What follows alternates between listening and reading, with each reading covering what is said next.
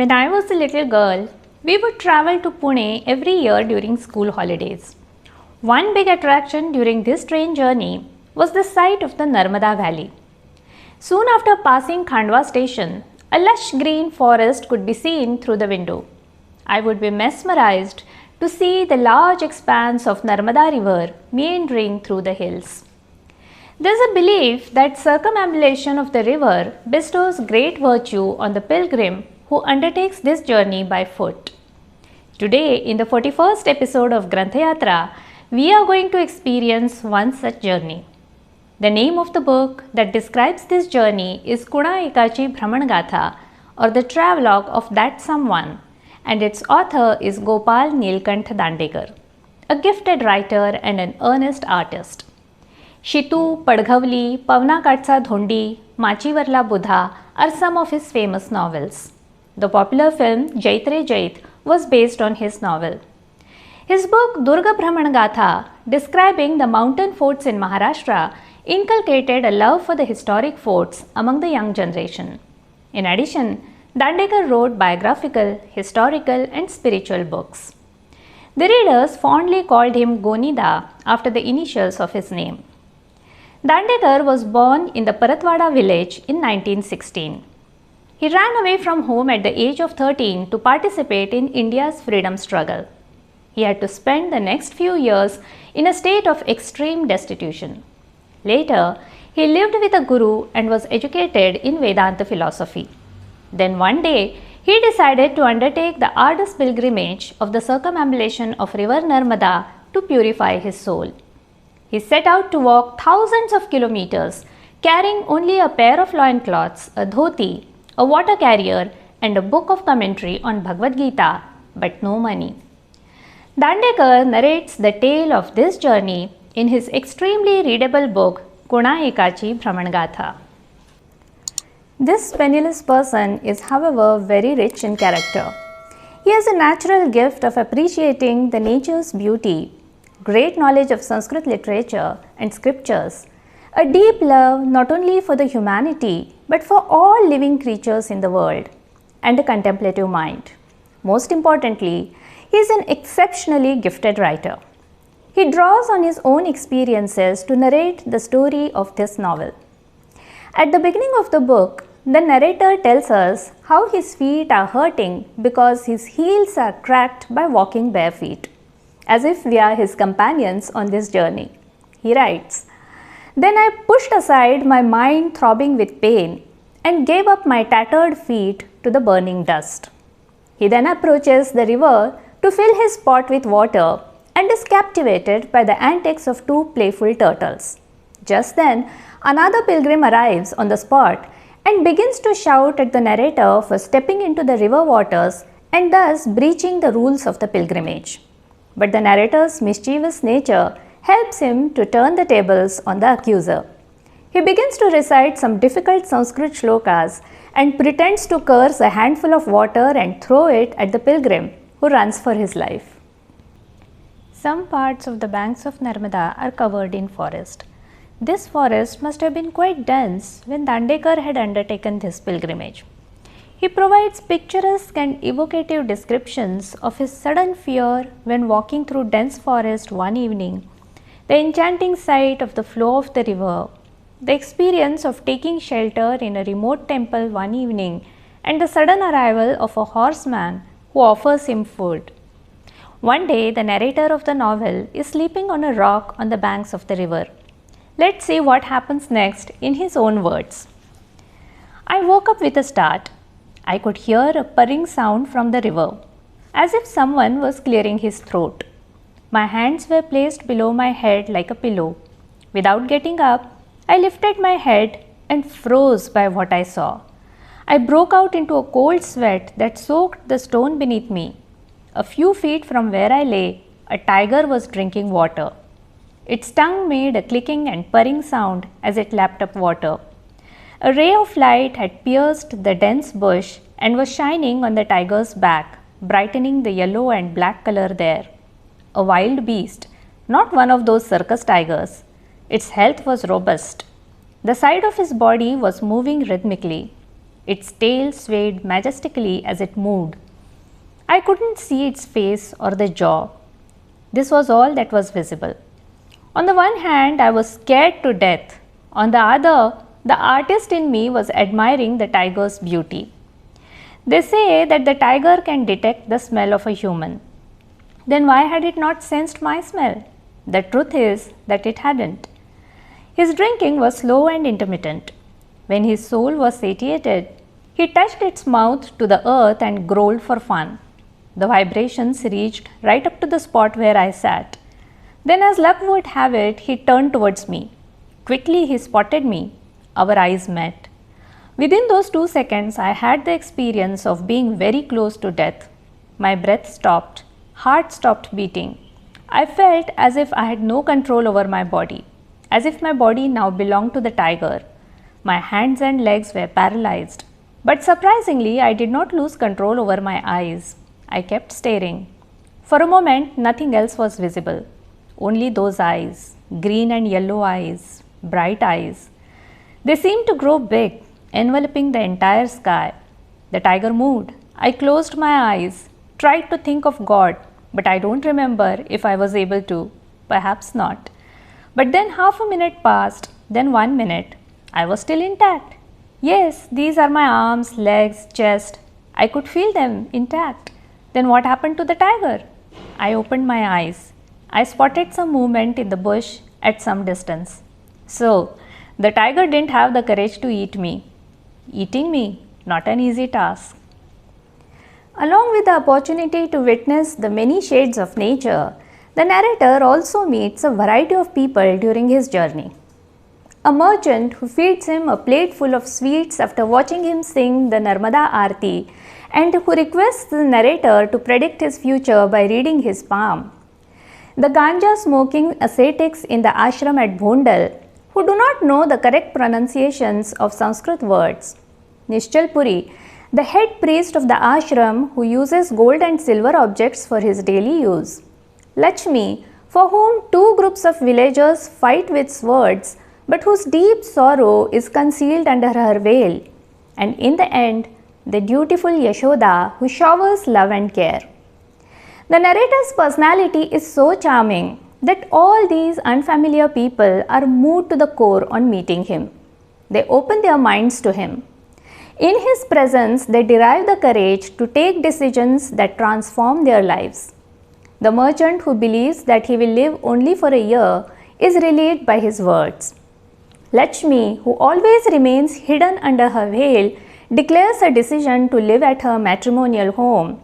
And Nishchal Puri, the head of the prosperous ashram, gives up his wealth and position overnight and embarks on a pilgrimage. The presence of these people revives the memories of his past life in the narrator's mind. He recalls the hardships, calamities, the deaths of his loved ones and other experiences that have given him a deep understanding of life. Along with the physical pilgrimage along the banks of river Narmada, the readers also get a glimpse of the narrator's journey down the memory lane. That's when he narrates his experience of witnessing an elaborate feast served to Brahmins while he is denied food despite being hungry for days. The experience of sleeping in an empty drum along with a stray dog in Mumbai to escape the clutches of the police, or when he provides a realistic description of being caught up in a storm along with a friend on the marshes of Konkan. Despite enduring extreme hardships in life, Dandikar's mind never acquires an insidious character. It is tormented by the misery of others. He is saddened by the agony of even strangers. His protagonist weeps hard on spotting the rotting body of a young woman who had perhaps been violated by someone. He is unable to sleep when he is witness to a forced abortion of a woman. He never forgets the deep sorrow he observes on Lakshmi's face. Through all these memories and through his experiences during the circumambulation, Dandekar is continuously engaged in a search for the self. Just as his journey continues in the reality of the physical world, so does his journey into his inner world. What is the meaning of this journey? In fact, the meaning of the journey of life itself. This question is always bothering his mind. Why am I wandering? Not just me, why do all the seekers wander? To purify their mind, to purify an object that no one has ever seen. He is always engaged in this kind of a dialogue with himself in a somewhat agnostic attitude. I mean, who created this? Who shaped this wonder? Man builds a small cottage and rushes to put up a pretty nameplate on it. This was built by so and so, he is the son of so and so, grandson of so and so, great grandson of so and so. This is his age, that is his color, such is his stature, he has these many children, and much more. But why doesn't the one who shaped this huge universe say any of this ever? Why doesn't he ever appear before us? They say there are many more solar systems like this one, invisible. Our solar system is insignificant in comparison. Even the word infinite turns finite. It stops somewhere, disappears. What remains beyond that? How much is it? Of what shape? How big? But no one knows the Creator. There is not even a possibility of knowing it. What a burning pain. We have with us today Professor Rajendra Naikwade, who will tell us more about Dandekar's style of writing. वाङ्मय रसिको हो नमस्कार.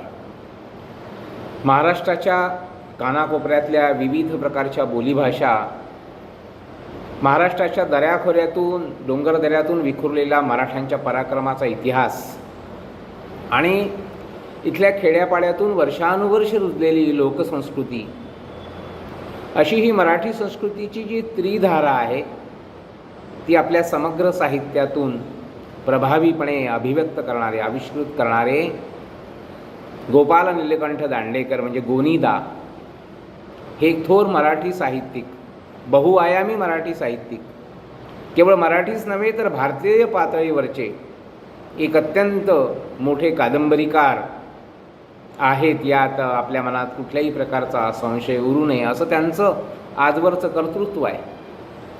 एक मनस्वी प्रतिभावंत आहे.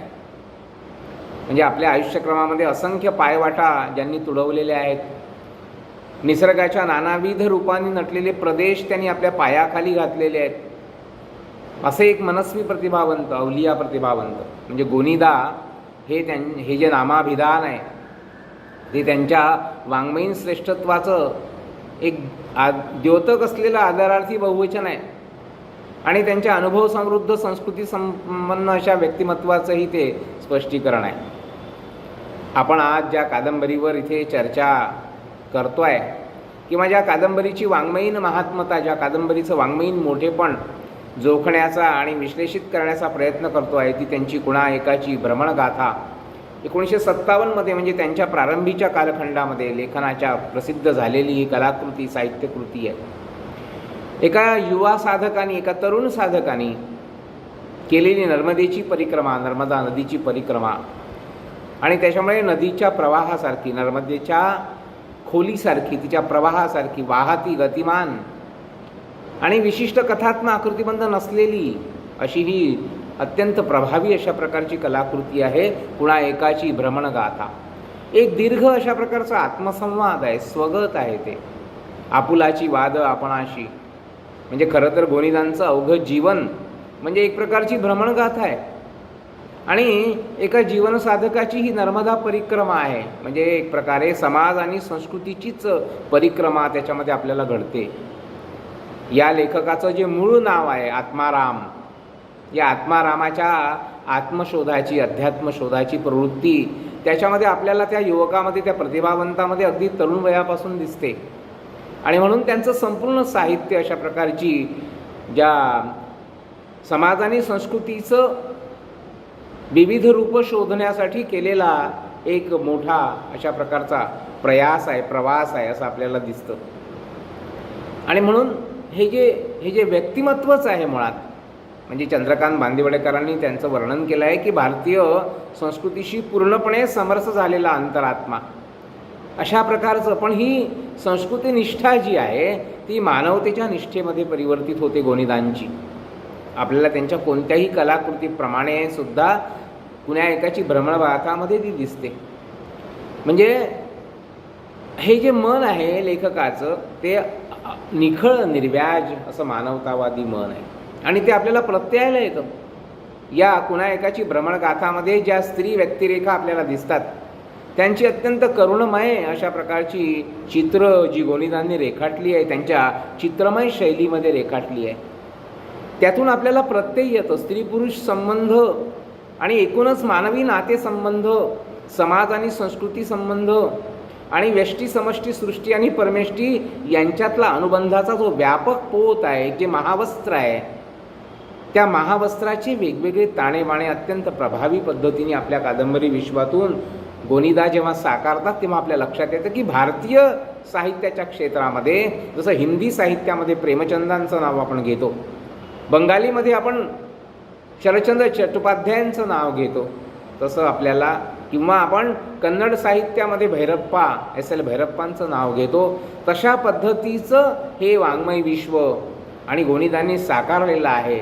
आणि त्याचा एक सुंदर प्रत्यय आपल्याला कुणा एकाची भ्रमणगाथा त्याही याच्यामध्ये दिसतो. आधुनिक काळामध्ये, अलीकडच्या काळामध्ये जे वेगवेगळे लेखक आपण पाहतो, जे समाज आणि संस्कृतीचे ताणेबाणे आपल्या साहित्यातून विणण्याचा प्रयत्न करतात आणि आपण त्या साहित्यकृतीचं सामाजिक दस्तऐवज म्हणून मोठेपण मान्य करतो. त्याच्यामध्ये सदानंद देशमुख असतील, कृष्णात खोत असतील, मिलिंद बोकील असतील, रमेश इंगळे उतरातकर असतील, याही कादंबरीकारांच्या पार्श्वभूमीवर आपण गोनीदांचं वेगळेपण जर पाहिलं तर गोनीदांचं मोठेपण आपल्या लक्षात आल्याशिवाय राहत नाही.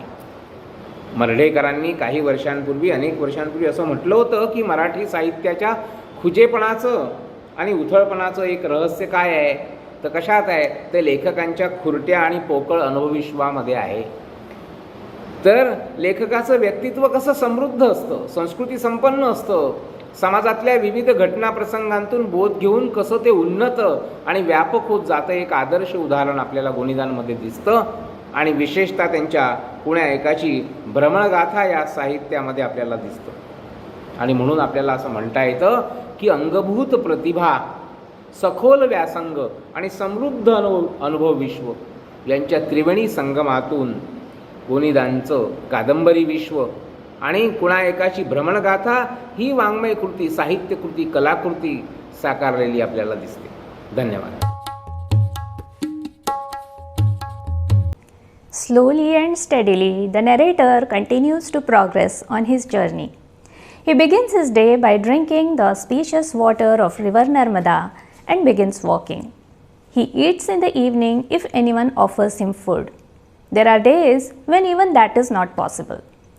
He doesn't indulge in much rest or any pampering of the body, and he is constantly accompanied by loneliness. All this takes a toll on his body. He begins to feel a vague pain in his stomach when walking. He starts to feel feverish. One evening, starving and sick, he comes across a temple in a village on the banks of Narmada. The evening prayers are in progress at the temple, and the rhythmic, melodious sounds of the bells and singing soothe his mind. The temple houses a school for pupils learning scriptures under the guidance of Guru Ramadhar. Seeing a stranger with disheveled appearance who arrives at the dinner time and who calls himself a pilgrim, the Guru is suspicious and tests his knowledge of scriptures. He is so impressed by the narrator's knowledge as he answers the Guru's questions that the Guru offers him food and shelter for the night. But overnight, the narrator gets very sick and runs a high fever. He becomes almost unconscious. Guru Ramadhar is in a fix. He has to attend to some urgent work in another town, but is hesitant to leave a sick guest unattended. That's when the Guru's young widowed daughter Yashoda offers to take care of the sick pilgrim. Yashoda has been trained by her father in Sanskrit literature and scriptures and is intelligent and dutiful. She nurses the narrator back to health with great care and affection with the help of the students living at the ashram. And despite herself, she begins to get attracted to her bright, compassionate, and discerning guest. The narrator, who has known nothing but neglect and rootlessness all his life, is unable to resist her selfless care, her hospitality, and her loving company. A pure, delicate relationship begins to blossom. Dandekar writes, a detached wanderer and an ascetic widow. Both had come together by accident. Their minds had calmed. The wanderer is narrating sorrows, his own and those of others. He is spreading his arms from horizon to horizon. The ascetic is listening with interest, and despite their reticence, a golden spider has started spinning his web, one joint at a time, one thread at a time. What would be the fate of this web? Just then, the day of the annual pilgrimage to the temple of Chamundeshwar arrives. Yashoda's family has been following this practice for ages. Although the Guru has not yet returned, Yashoda decides to visit the temple with the pilgrim guest and the children in the ashram. Traveling by boat all through the night, they all reach the serene surroundings of the Chamundeshwar temple at the crack of the dawn. While the children and Yashoda get busy making preparations for the puja, the narrator goes to the river to bathe. On a sudden inspiration, he jumps into the river for a quick swim. But the current is strong and he begins to drift away. At the crucial moment, the boatman jumps into the water and rescues him. Sister, our brother was drowning. She stood stunned, as if struck by lightning. Then somehow, gathering her senses, she said, When? Just now. What happened? He jumped and started drifting. She asked in a barely audible voice. Then, what happened? But Vraj didn't let her speak and said, sobbing, I was trying to stop him. He didn't listen to me. How did he manage to come out? Bheru jumped in and pulled him out. Otherwise, had he not been around? Tears streamed through Yashoda's large eyes. I raised my hand and tried to say, That's not true. I was just, do you understand? She looked at me, only for a moment. Then she said to Vraj, Go, run. The bedding roll is placed on the platform. Spread it. Vraj ran like an arrow. And there remained the two of us, just us. The bushes of berries, mango trees laden with fruit, trees of bahava, nuts and mahua, the swaying shadows, the animated sunshine, the flowing wind, the fragrance all around, and the two of us, wounded, desperate, helpless. The blackberries, the green mangoes, the pods of the bahava, the nuts, they were all watching us. They were all witness to our predicament. For half a moment, only for half a moment, I wished we should unite into one entity, merge our tears. But with a sobbing voice, Yashoda said, in golden words, Don't you understand the state of my mind? I do. Then why do you harass me so? Taking a pause, she continued, as if her words came straight from her heart, from deep underground. I struggle to somehow keep my mind engaged, but you two don't let me live in peace. You too. I don't know how I got the inspiration. I stepped forward. With my fingers, I wiped her tears. Placing my hand on her wet hair, I said, I don't understand what to say.